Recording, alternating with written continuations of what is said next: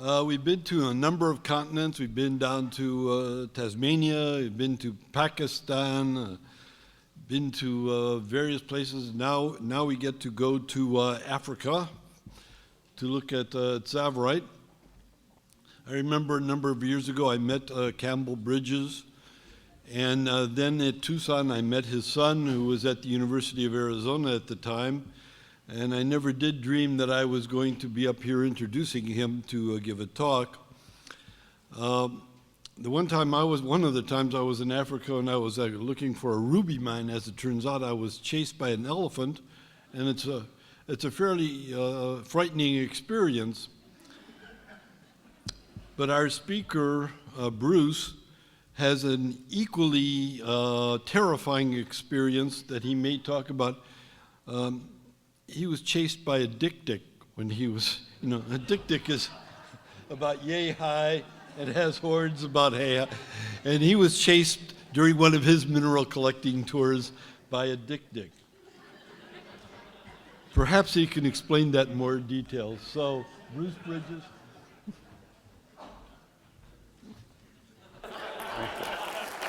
Thank you, Jim. Thank you. Well, thank you, Gene, for that very kind introduction. And I have been chased by many larger animals, but I will indeed say the most surprising animal that ever chased me was a dik-dik. But in my defense, he was really quick. So you have to watch them. And I'd also like to thank Rob and your wonderful team for putting on such a fabulous symposium here. Just extremely impressive job. Thank you, everybody, for coming and for joining us. Today, I'll be sharing the Tsavorite story with you, and this is a very big year for us in Tsavorite, as it's 2017 marks the 50th anniversary of my father's discovery of Tsavorite.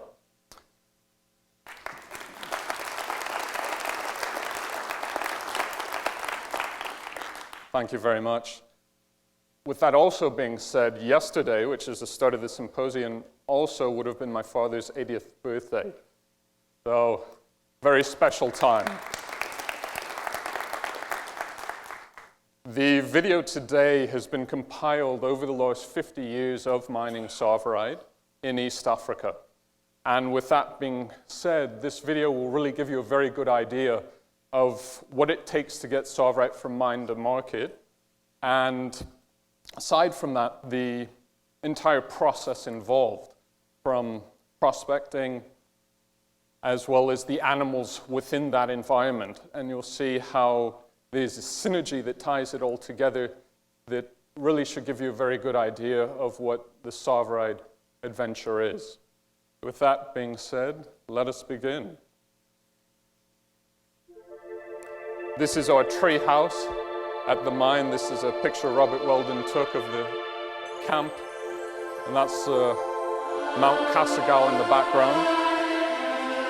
Of course, Tsavo is very famous for its man-eating lions.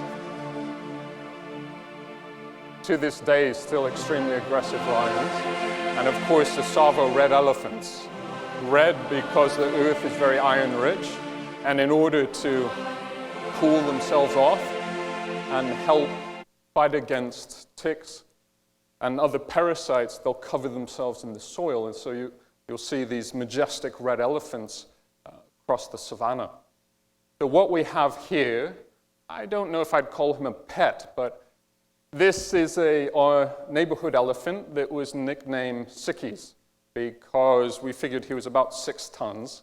And if you look closely, my father's taking this video, and here we have a Mabati top, which is this tin roof here. And what that roofing is over is that's over our water tank. We are completely self-sustained. My father developed water catchment systems decades ago, as we are in Taita, which is in southern Kenya. It's a semi-arid bushland. And with that being the case, water is a very high commodity. So we store water in large containers. And what Sikkies is doing is he's coming in from the bushes here. I don't know if he's doing the best hiding job, but He's coming in here, and he always rips the top of the container open, and then he'll guzzle down whatever he needs. Interestingly, if he has his way in about 30 seconds, he'll drink what a camp of 24 men would drink over the day. So he is a greedy little guy. But on top of that, if you look in the back here, in this thatched area, that's actually the bathroom. So since Siki's route is to get to the water containment here, one has to watch when they're in the bathroom. Otherwise, you could get a shock.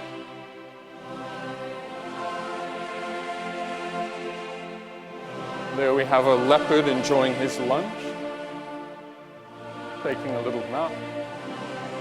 My father was known as Mzee Simba in the area, which means old man lion, and very, very famous, of course, for his beard. I only actually saw my father once in my entire life without a beard, and when I saw him without that beard, I ran away with my sister, and we told my mother a stranger was in the house.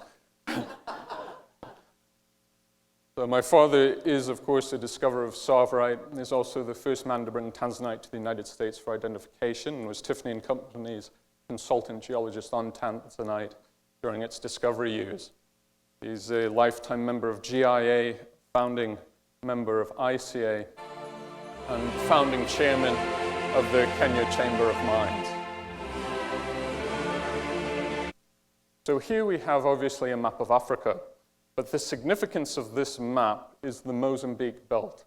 And the Mozambique Belt is a geological formation that touches Madagascar, goes up through Mozambique, Tanzania, Kenya, and into Sudan. The significance of this belt is the vast majority of the finest colored gemstones in Africa, and some would say the world, are found within this region. And with that being said, while Kenya and Tanzania are the sole locations where Tsavorite is found in commercial quantities, that with additional exploration, it would not be a surprise if you found Tsavorite in Sudan. Actually finding a little bit on the border with Ethiopia right now. It's a few samples coming out. Here we have a map of the border between Kenya and Tanzania. And of course, Kenya in the north, Tanzania to the south, but there is overlap. If we look here, we have the Scorpion mine, which is our Tsavorite mine, and is in southern Kenya. And here we have Mount Kilimanjaro, and here we have the gem hub of Arusha with Merilani very close to that as well. The significance of this area is you have the vast majority of all the finest Tsavorite and Tanzanite all occur within this region. So if anybody's interested in opening a gem mine of their own, if you go 100 kilometers radius, so about 60 miles radius of Mount Kilimanjaro any direction, you'll have the vast majority of the finest Tsavorite and Tanzanite in East Africa and the world. So the story of my father's discovery of Tsavorite does also involve wild animals. So, touch on Gene, we have generations of animals chasing us all over the savannah. So when my father first found Tsavorite, he was actually working for the United Kingdom Atomic Energy Authority in Rhodesia at the time, which is now Zimbabwe. And this was in 1961. And he was working on beryl deposits, because at the time they felt that beryllium was the best steel to line atomic reactors. Millions of pounds later, they found out that stainless steel worked just as well. But with that being said, that's what took my father to Rhodesia. And on one of his weekends off, it was a Sunday, I believe, he had seen a range of hills close by that had geology that was quite unique, that he felt was very interesting. So he said to himself, I'm going to go and prospect that range of hills. My father took his little Jeep, little Land Rover, up to the base of the hills, got out, and started walking around and prospecting. As he was going through the bush, a large Cape buffalo charged at him, lone buffalo, which are Cape buffaloes, which are rather aggressive, one of the most aggressive animals in Africa. But luckily for my father and all of us, there's a very steep ravine close by that my father dove into in order to elude the buffalo. Thankfully, the ravine was too steep for the buffalo to come in after him. And when my father saw that, my father started making his way down the ravine, and the buffalo followed him for a little ways, but I guess got a little disgruntled. He couldn't get in there, and he went on his merry way. And my father kept along the ravine, kept prospecting, kept going up, and then as he almost crested the hill, he saw an outcropping that had flashing green glints that he caught in the sunlight. And he went and investigated, and he found these crystals that were quite unlike anything he had ever seen before. He'd never seen garnet crystals of this rich, intense green color and hue. And that is indeed my father's first encounter with Tsavorite in '61 in what was then Rhodesia, now Zimbabwe. Then it wasn't until 6 years later that my father had actually left that beryllium deposit, I think within a couple months of that time period in Zimbabwe, and he didn't have a chance to investigate further. And 6 years later, very close to the village of Kamolo in northern Tanzania, in a hidden valley there, he saw a range of hills that reminded him of what he had seen in Zimbabwe those 6 years prior. So he went to investigate and said to himself, didn't have a chance to further investigate in Zim all those years ago. Let's see if I can find what I had then. Lo and behold, after some prospecting work there, he found that same glowing green crystal that he had found those 6 years prior. And that, in 1967, is indeed my father's first official discovery of Tsavorite.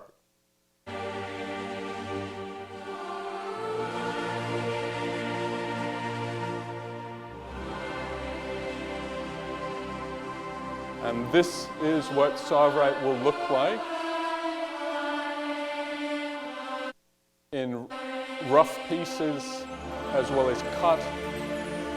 And you have Tsavorite in matrix behind, and Tsavorite occurs in graphite-like crystalline limestone, so marble, in metamorphic conditions. And there's some very, very nice large rough pieces here. Now here we have several colors in Tsavorite as well as green groshler, mint, garnet. Unfortunately, these colors aren't really representative on this screen. You have to imagine with me a little bit here. But what we have, everybody always asks, well, what are the premium color tones for Tsavorite? What's the premium color for Tsavorite? What are you looking for? And there's, as there is with any colored gemstone, there's not really any standardized grading system and classification system. However, our grading system that my father came up with all those decades ago is the most widely used for Tsavorite. And there are 3 premium color tones in Tsavorite.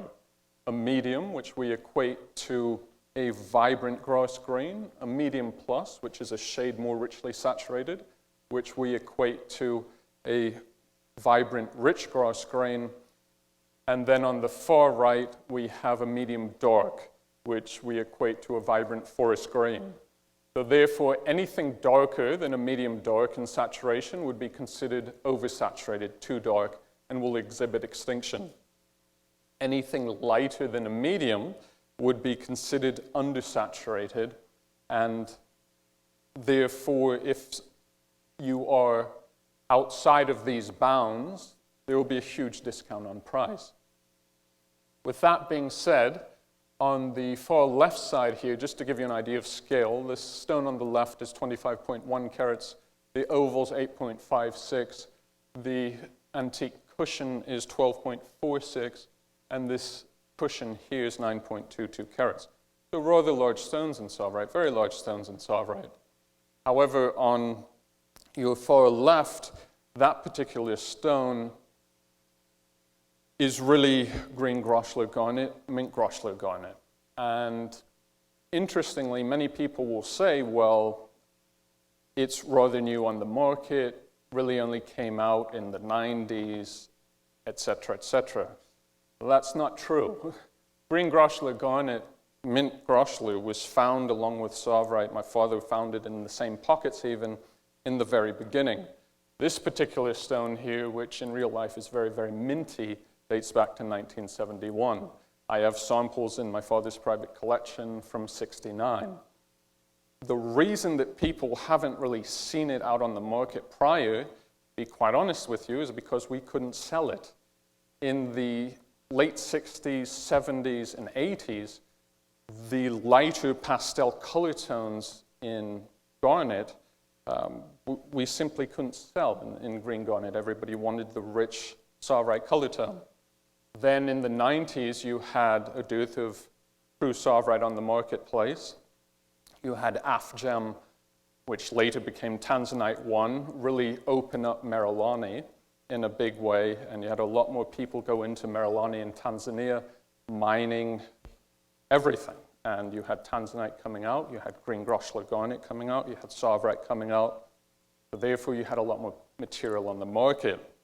And it really was in about 2000 where the lighter tones were saleable. And basically, prior to that, when we would mine, come across pockets, we used to put the lighter material on the one side because it simply wasn't saleable. So I do want to note that from the very beginning, the lighter shades were out there. But as far as premium shades in Tsavorite, these are the three premium shades, your medium, medium plus, and medium dark. And just to give you an idea on price, a top green Groschler garnet should sell, or mint Groschler, whatever marketing name one would like to use, would sell for about 25% the cost of a premium Tsavorite.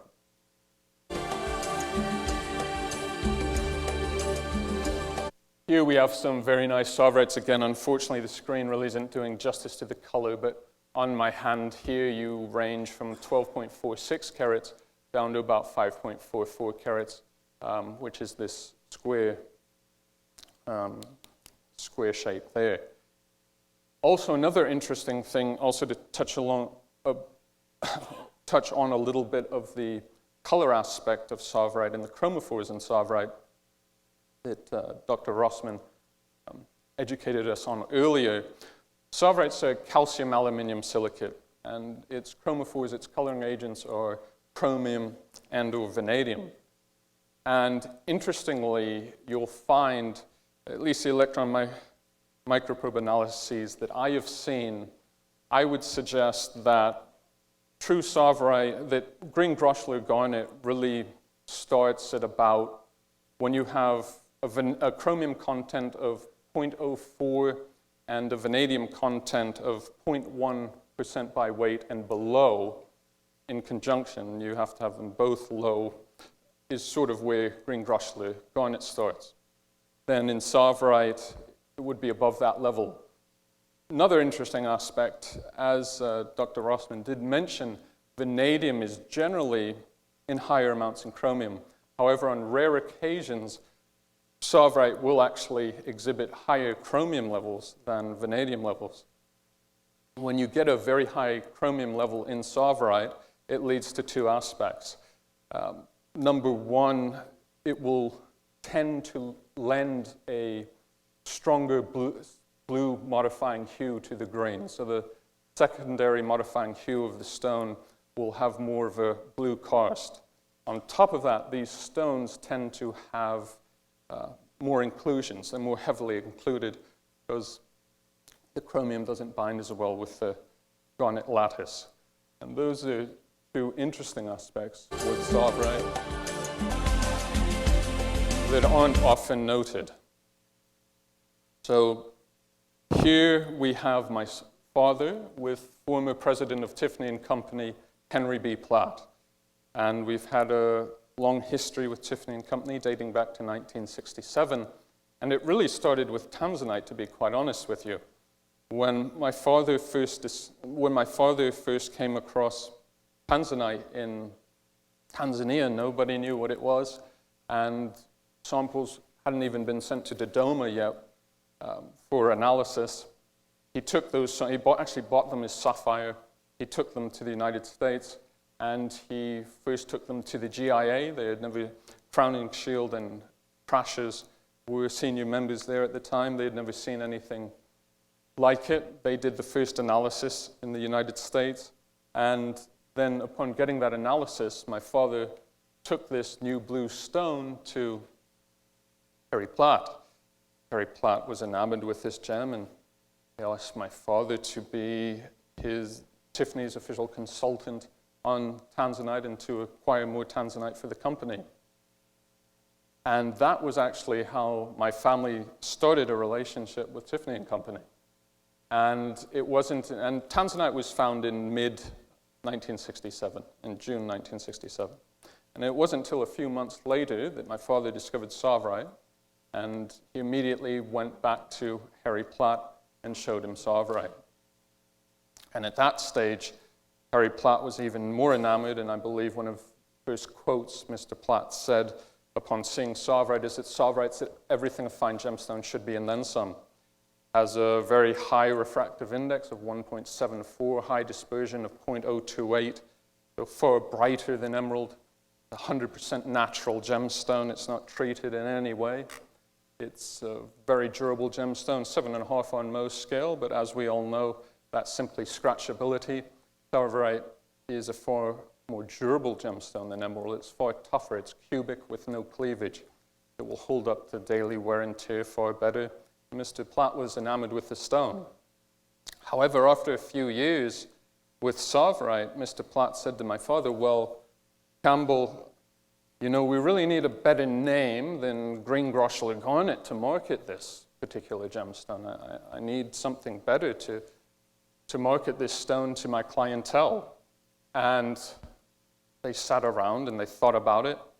My mother actually came up with a name, and she came up with the name Cambellite.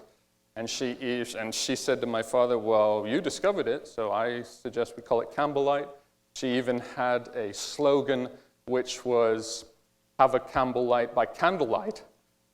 And Mr. Platt and my father looked at each other, and they nixed that pretty quickly.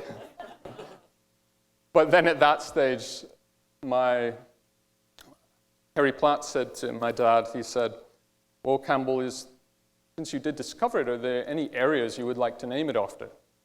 My father said, well, you know, Harry, I discovered Tsavorite in Tanzania, but our mines were actually nationalized in 1970 by Julius Nyerere when he came to power, and he initiated Ujamaa, which nationalized all the mines in Tanzania. So we had to leave Tanzania, and we moved into Kenya.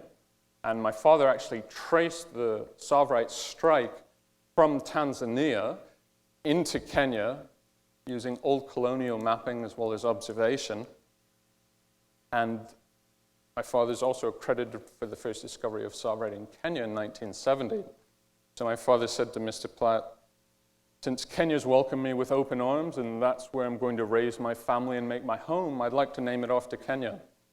And with that being the case, the Tsavo National Park is a very famous national park in Kenya, which is very famous for its wildlife. And since we're less than 5 kilometers, 3 miles away from Tsavo National Park, I'd like to name it after Tsavo. Mr. Platt said, I think that's a good idea. That sounds like an attractive name. And mineralogical nomenclature at the time dictated that all new gem discoveries were to end in ITE. Hence, they simply took Tsavo, ITE, and Tsavorite was born. And at that stage, Sibjo became involved, and they ratified the name Tsavorite. The Germans proposed Tsavolite, but thankfully the Sibjo ratified Tsavorite. And after that, in 1974, Tiffany introduced Tsavorite to the world. And this is that ad in 1974 that appeared in the New York Times and the New Yorker magazine. So this is a scorpion mine, which is the single most productive Tsavorite mine in the world, and our main Tsavorite mine, named for its scorpions, You used to get 8 to 10 inch scorpions on occasion in the old days. So needless to say, you check your shoes. This is a scorpion camp as you'd see it to this day. All the roads were built by us. This is the new luxury edition treehouse. But to give you an idea, when my father and mother first came to the area in 1970, my mom and dad lived in a treehouse for 5 years, far more rustic than this particular treehouse. In those days, there were no fancy stairs leading up. There was simply a rope, and one climbed into the tree. And interestingly enough, they never had any issues there, but they did have a tenant that used to take over on occasion. And whenever my father and mother would go on selling trips over to the United States, they actually used to have a leopard move in. And they'd be off in some far-off land like Tucson, Arizona. And when they would come back, they would climb into the treehouse and find animal carcasses all over the place. They would get flea bites because, hey, there's some fleas on these guys. And then they'd have to clean the area up a little bit in order to make it habitable for them. And for the first week that they were back and they'd be sleeping in the treehouse, the leopard, it was a big male leopard, so he definitely could have done something, but he just used to prowl the bottom of the tree, growling and grunting. But interestingly, he never actually came up, and he respected the fact that that was my father's place when Dad was there, and when Dad and Mom left, it was his place, and they had a good agreement. So it was something that, interestingly enough, even though at the time our mining area was in hunting block number 64 in Kenya, which means that there was 0 inhabitants. Nobody lived there, no villages, nobody was there at all, just wild animals. But over the entire time that they were there alone, they never had one issue with any of the animals, and I'm sure living in a treehouse also helped. It's a lovely veranda to sit in the early mornings to watch the sun come up behind Kasagao. In the evenings to have a beer and feel the cool breeze. It's kind of like sleeping in a ship. It rocks and creaks in the wind. And we have all our amenities. You have your little bed, your mosquito net, your fuzzy booties.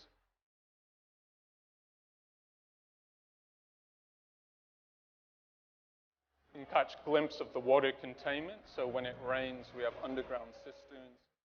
This is our camp mascot, Friday. She's an impala that we actually found on a Friday in her birthing sac. A pride of lions had chased away her herd. We raised her up from just a little thing.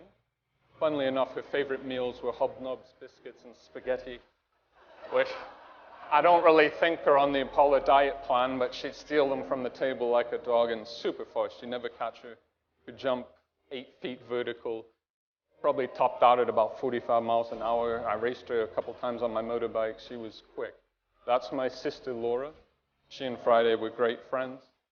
I have an African gray parrot in this cage up here. Had quite a vocabulary, mostly Swahili and English swear words. And then my father is always a very staunch environmentalist, so our mine site is very different than most mine sites that you'll see. You won't see any big mine dumps. He would plant copious amounts of flowers, native trees to the area. We have gravel walkways. If you see here, you'll see these pieces of rock are actually pieces from the tunnel. That's where a lot of the waste rock goes. So you have a lot of Tsavorite in that. Here we have our car pit. And here it's actually lined with the ancient shells because it was a lacustrine conditions in the old days during 650 million years ago. So you have old seashells as well as Tsavorite. This is actually a shower here. So that drum up there is dark because the theory is it will heat up in the sun and be warmer. It doesn't really work that way. But I guess it helps a wee bit. And this thatched area is our shower. You'll see that we use flagstone flooring, again all locally sourced. We try not to bring anything in if we can avoid it.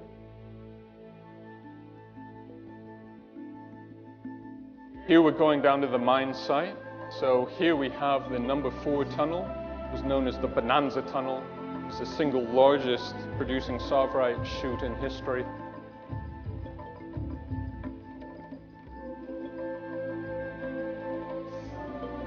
Here we have our electric generator, compressors.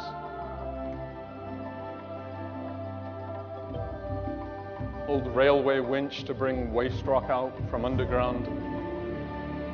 Your trolley, here we have a fan to blow air underground. And this is heading into the number 2 tunnel. It's the second largest producing Tsavorite ore chute in the world. Here you'll see the piping going underground that we can blow air with. Here's a sump to catch rainwater again and also combat flooding.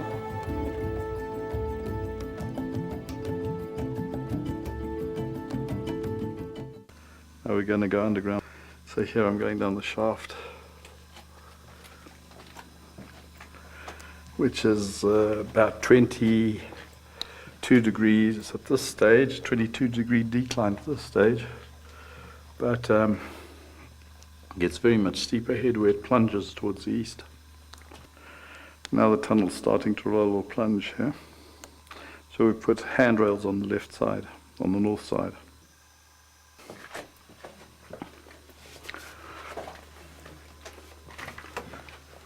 There is the fluorescent light at the end of the tunnel. This is looking back up the tunnel.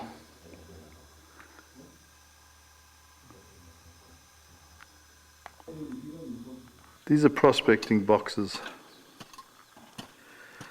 We go down to the gravel layer and then sieve the gravels.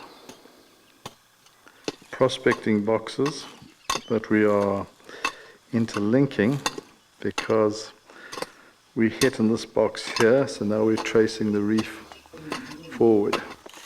The gravels are collected from immediately above the kunkka, put into karais. The karais are then emptied into the sieve. The material is then sieved. That gets rid of the oversize. And the fraction that we want to wash is now sieved to get rid of the dust. And that medium fraction is then put in to a sack and taken to the washing plant. At the washing plant, the gravels are put into karais that are then put into small hand washing sieves. And then those 2 gravitating sieves are put into a water container and washed and gravitated to get the concentrate to the bottom center of the sieve. It is then thrown onto the sorting table. So the concentrate should be dead center in the sieve, in as small an area as possible. Good. I wish I could say that's every day, but these are the fines from the fine sieve.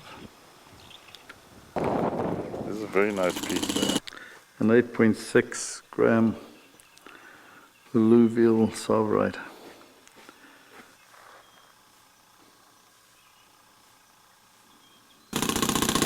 So here we're actually mining Tanzanite in Kenya. We have the sole Tanzanite mine outside of Tanzania. And interestingly, some of the finest color you'd ever see, and it held its color to 2 millimeters in size, as it had extremely high vanadium content.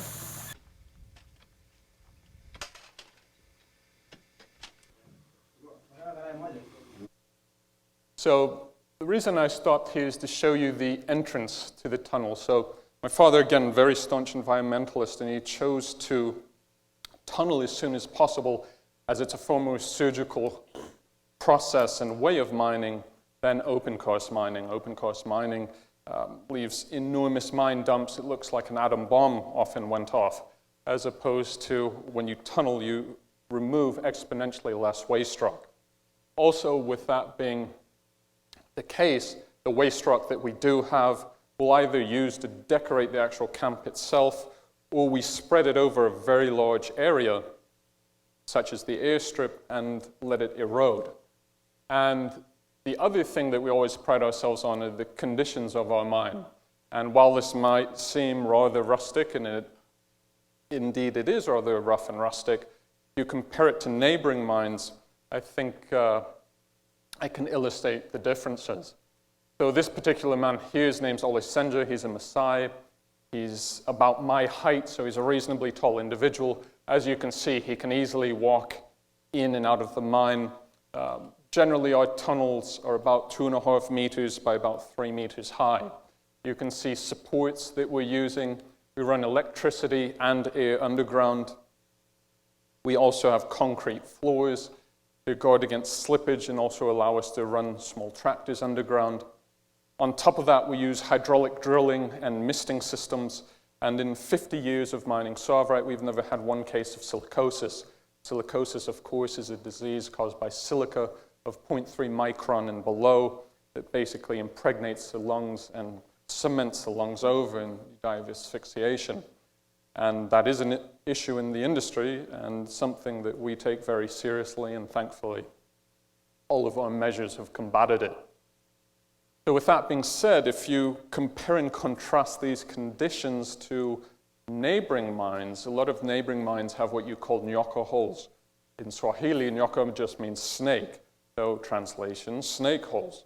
And the reason they're called that is because people will shimmy down on their bellies, arms and elbows, and could be in a space just that size. Our tunnels go at this stage to about 150 meters apiece, so 500 feet. Now we're over 200 meters in each tunnel. But with that being said, far more pleasant working environment than anybody else in the region.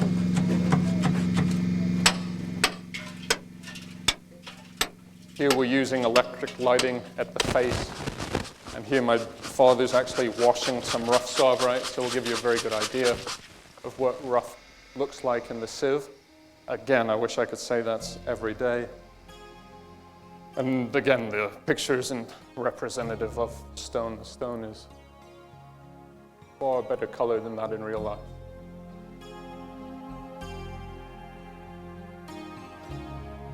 And as you all know, the shape of the rough will dictate what we cut. Here we're utilizing an old railway winch to remove waste rock from the mine, which is far, far quicker than the human karais where you saw them throwing waste rock out. Today we actually have mono winches as well. And on the mono winch system, pushed out by the fan.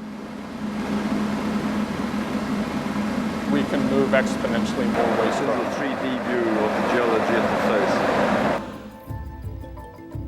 So an interesting aspect here, one may ask, well, why has the Scorpion mine, what's so special about the Scorpion mine that it's the most prolific Tsavorite mine in history and has been a producing mine for almost 40 years? And the reason lies in the geology of the Scorpion mine. So the majority of Tsavorite mines run on a planar reef system. So Tsavorite occurs under metamorphic conditions. You have hydrothermal solutions coming up, and in a planar reef, a good analogy would be if you would take a pool cover, and in that pool cover, you lay it over your pool and you have little air pockets in the pool. On a planar reef, you have the same phenomenon where you'll have a planar reef system, then you have little warp zones, and the hydrothermals will get trapped in, fluids will get trapped in these warp zones, and there you'll have Tsavorite deposition, gem deposition. The Scorpion mine isn't a planar reef system, it runs on a saddle reef system. Saddle reef is a series of tight recumbent folds. And this is the very beginning of tunnel number 4, when my sister and I were a little smaller. And you can actually see at the beginning of the tunnel where you have a fold going like this. And what's going to happen is you'll have this recumbent fold tightly winding. It's going to go like that. And the significance of that is if you planned accordingly, which my father did, you can actually have two ore chutes within the same tunnel. So you'll have hydrothermal solutions coming up the nose of the folds and getting trapped behind boudinage structures, and Tsavorite deposition occurring in the nose of the folds. And show you what that looks like. Here you have your recumbent folds, your anticlines, synclines, and then a recumbent fold system. You have more competent rock formation here, and as you have more pressure and temperature,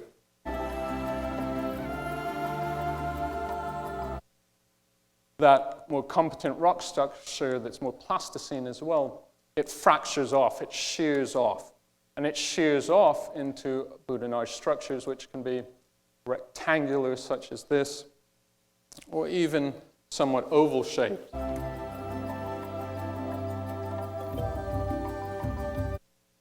So the significance of that is you'll have your hydrothermal solutions coming up, and they get trapped in between the boudinage structures.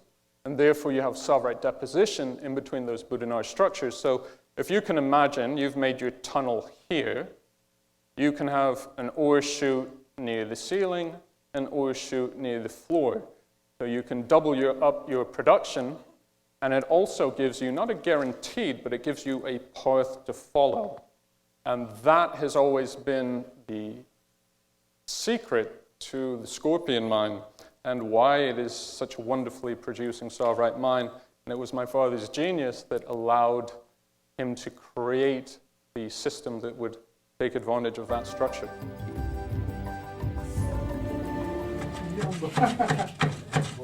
So here we are below the oxidized zone. So we're blasting, we're getting ready to blast.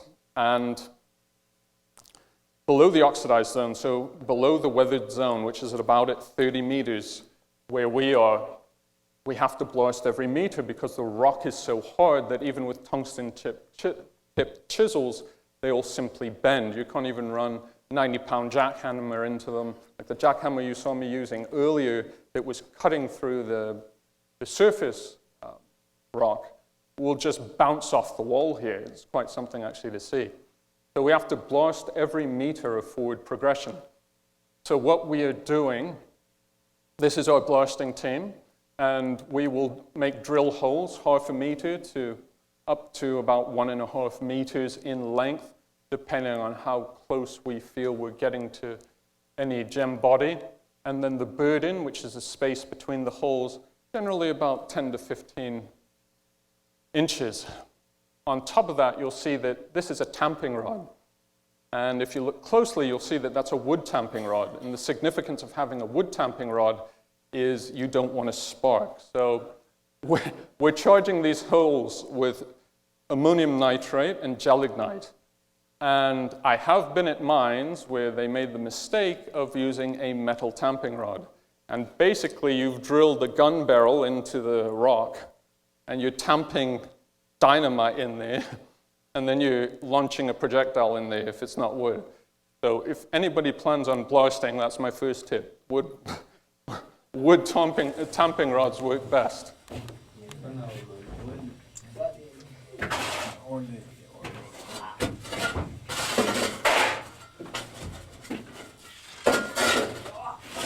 The minimum amount of tenure on our blasting team is 15 years.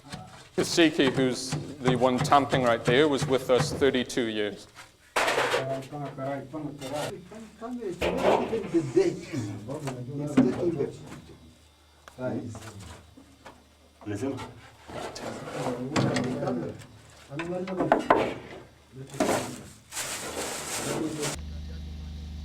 So there our blasting team is coming up from underground after setting our charges. Now we're going to get ready for the blast. The red flag is in position. Tiari. So keep in mind that's coming from about 150 meters, so 500 feet underground. So Well, that's the evening blast. reasonably big blast. And with the Phantom fans, versus Sprite. with the fans blowing air, we can actually clear the tunnel out of fumes and dust in about 3 hours. So we can have really, really quick turnaround, as opposed to if you just leave it, you're looking at 24 to 48 hours depending on depth. And of course here we have to pass the time to let that dust dissipate. Sprite generally wins. I think Sprite's going to win. A bunch of pockets are now showing themselves not only to the right of the mama where the solution channel intersects, but the solution channel has actually been partly trapped behind the mama. So you can see indications of pockets below and behind the mama there. When my father's saying when the mama comes mama, out, there'll be some good pockets he's meaning behind Boudinage structure. But in the field, After we an hour and a just half, we've exposed a lot of calcite together with the pyrite there. calcite and pyrite are indicators of occurrence with Good Tsavorite. indication of the possibility of green, of Tsavorite. A lot of calcite coming in with the pyrite now. Underlayer. So this is the largest Tsavorite pocket to ever be caught on film. This particular pocket Nice big pocket yielded there. over 5 kilograms of cut gem material.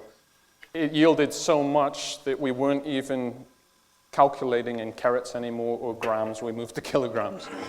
And again, I wish I could say this is every day, but this is sort of a once in a lifetime occurrence. And Kasiki here, who's the head of our pocketing team, and least amount of tenure will be 15 years on our pocketing team. As you'll see, it's very fractured when it comes out, and Kasiki's gently flaking the gem material off. Here he's using a chisel. He's actually chiseling behind the gem body. He's not going into the material at all. The last thing you want to do is actually damage the gem material. And they're just going to work their way around the pocket. So they're going to take this big hanging wall down here, and they just want to expose this area so they can gently flake it off into a karai, which is a metal basin, which will be right there. So it's not falling on the floor. We're catching it all 6 to 8 inches below. Okay, that shows it nicely. And as you can see, it looks like a big gem mass when it's in the host rock, but it's very, very fractured. When you break it apart like this, you do have to watch your hands somewhat because it's kind of like broken shards of glass. Cut your fingers up a wee bit. So here my father is examining a very nice Tsavorite piece in matrix, and here we have some loose rough. Again, Tsavorite in matrix. And you'll see if you look carefully, a calphitic rim often surrounds a porphyroblast, the Tsavorite nodule. And see if we should have a good shot of it coming up.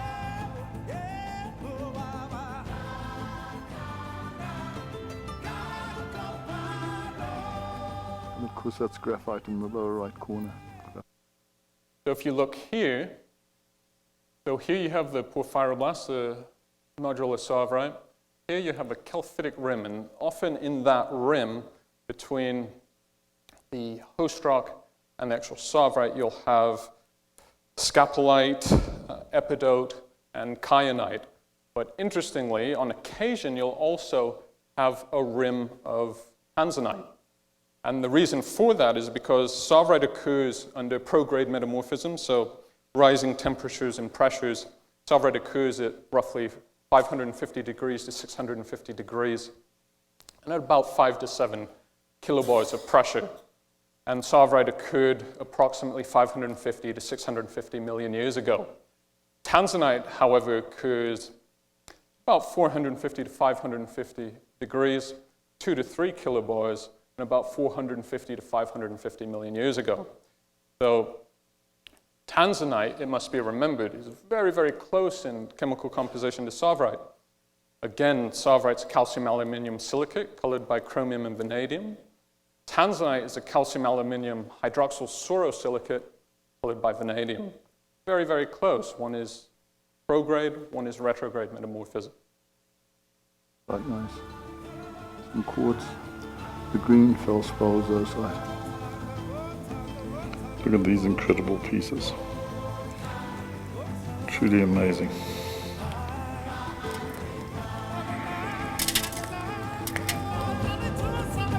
So here we're using a tumbler to break up the aggregate. So from the mine, we'll put it all in the tumbler with soap and water to break it up. After it's washed, we'll bring it out. We'll put it on the trays. And from there, we'll cob it. So we'll break it down with clippers.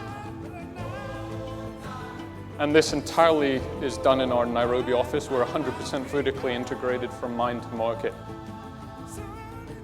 So we'll do the mining, do the cleaning, processing. Here we're grading by color and clarity. And then it will go into the next room where we will do our cutting. My father learned to cut in Ida Oberstein, Germany, which is the standard for colored gemstone cutting in the world. He learned in Ida in the early 70s. Took those methods to Kenya, and we've been training local Kenyans to German standards since 1979. The important factor about that is that we keep value in country of origin, as opposed to exporting rough. Anything that will cut half a carat and above, we do in-house. So country of origin gets 100% of the value of that material, as opposed to when you export rough prices, about 25%. So country of origin loses out about 75% of the value of that production. So our cutting quality and the fact that we have value added and keep the value in country of origin is something that we always prided ourselves on.